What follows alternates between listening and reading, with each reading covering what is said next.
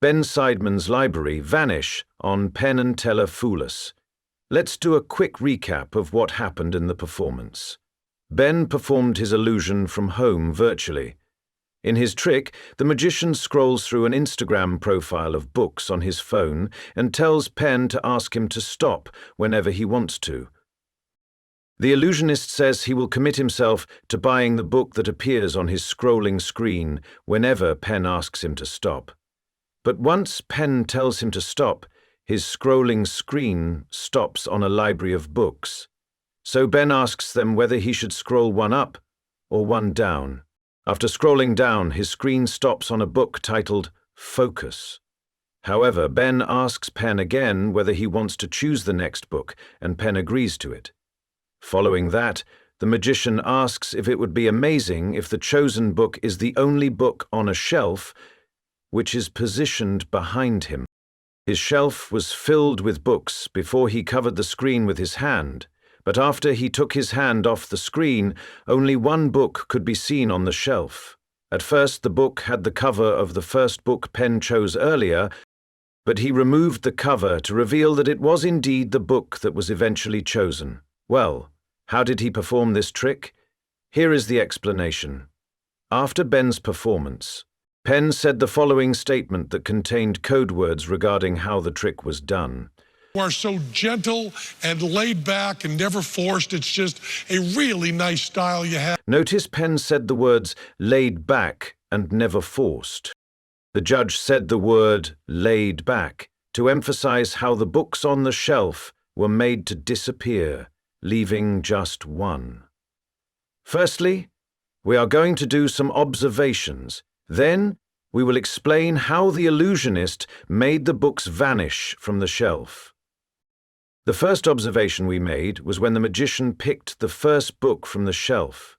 Notice he picked the book from the rightmost side of the shelf, and not from the center of the book. Then he picked the second book, which was in a horizontal position from another slot in the shelf. This book was also taken out, while avoiding disturbing the books placed vertically with each other. When the magician reaches for the third book on the leftmost side, he covers the slot entirely with his body. But we notice something fishy about the arrangement of books on that section of the shelf before and after he picked the book from the shelf. You can see that there was no difference in the arrangement of the books in that section of the shelf after he picked the book from it. Hence, the book he claimed to have picked from the shelf wasn't taken from the shelf. As it turns out, not all the books on Ben's shelf are real. The book on the top shelf, which is the second from the right, is real, which is why he was able to take it out. Also, the second book he picked was from a horizontal position, in the second slot from the left. But the third book he picked was not positioned vertically like the rest of the books arranged in that part of the shelf. Instead, it is positioned horizontally behind the vertically arranged books. In reality, only the 4 books the magician picks from the shelf are real, and the remaining are fake. This is because the remaining air flaps closed against one side of the shelf, and these flaps are cardboard cutouts that have the sides of books printed on them. The flaps on the 3 columns on the right side sway and close to the left side, while the flaps on the leftmost column are closed to the right side. There is a special reason why the flaps in the left column are closed to the right side, and why the flaps in the remaining columns are closed to the left side. That's because the webcam that Ben used for his virtual performance is positioned to show the entire bookshelf at a specific angle, in the sense that we can see the inner side of the 3 columns on the right side. Therefore, if the flaps were closed to the right side, we would see the flap against the face of the shelf.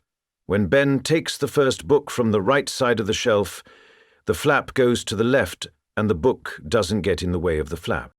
However, the magician picks the third book from a horizontal position behind the flaps, which explains why he covered that part of the shelf with his body. The second book was balanced on the flaps because the flaps have a collapsible hinge. When the magician makes all the flaps in the shelf disappear excluding one book, He doesn't show the judges the book they selected and tells them he predicted it correctly. Instead, there is a twisted ending to the performance, which was him taking a cover off the book to reveal the real book inside.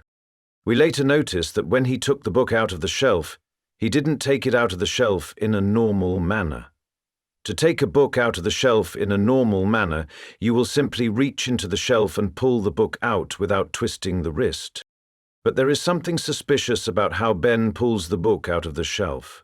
Rather than pulling the book out in a straight line, he twists it suspiciously. When Penn said there was no force involved in the trick, he meant the magician didn't force them to select the book. The judges had a free choice of selecting one out of the 3 books the illusionist showed them on his phone. However, the number of options the magician gave the judges to choose from was only 3, as they could only choose from the 3 books he showed them.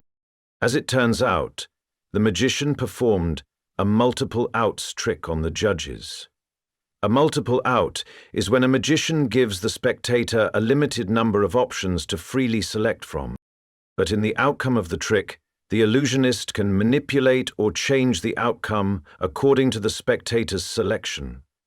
Now you can understand what Penn meant by the code words, "not forced," since the choices given to Penn were a free choice.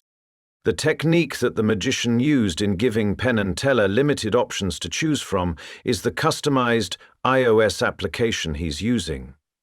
Although it looks like a normal Instagram page, when you scroll through the page slowly, it will show different posts.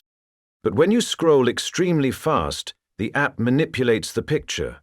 The scrolling stops on. It doesn't matter when Penn said stop, the scrolling will always stop on the library picture. Also, if Penn had said, "I want to go 1 up," the above 3 images would always be the 3 books option Ben gave the judges.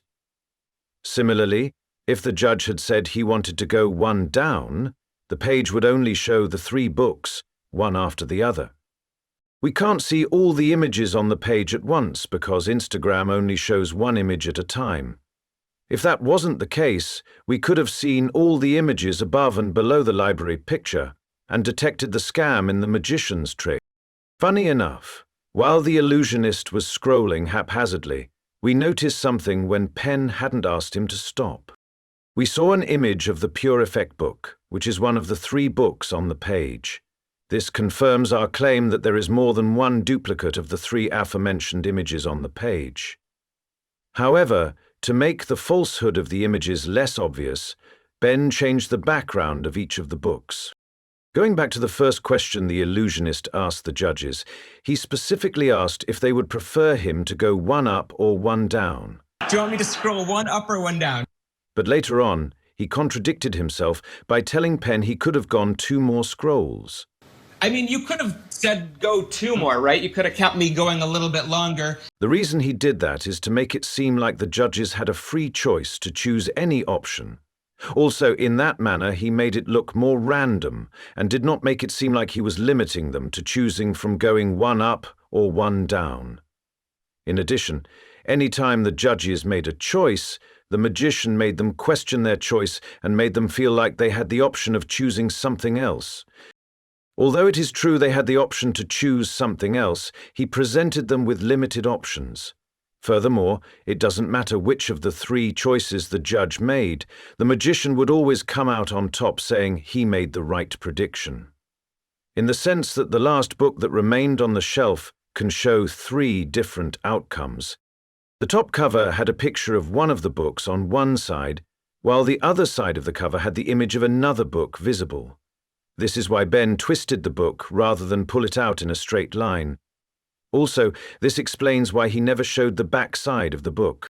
Hence, he could easily turn it to the other side if another book was chosen by the judges. In terms of the third outcome, it was printed on the back cover, so he didn't have to take it off. Behind this mask, only the truth remains, till we meet again.